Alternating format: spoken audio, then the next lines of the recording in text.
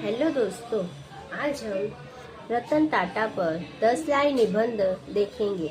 Number 1, Ratan Tata का जन्म 28 दिसंबर 1937 को मुंबई में हुआ था। 2, उनके पिता नवल टाटा और माता सोनू टाटा थी। 3, रतन टाटा ने अपनी शिक्षा कॉर्नेल विश्वविद्यालय से प्राप्त की थी।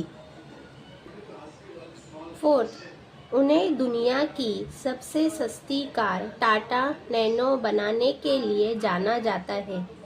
5, रतन टाटा भारत के लोकप्रिय उद्योगपति एवं टाटा समूह के अध्यक्ष थे।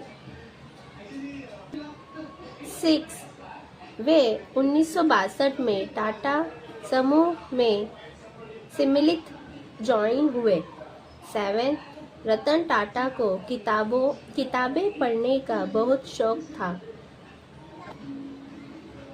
8, रतन टाटा को कई पुरस्कारों से सम्मानित किया गया था।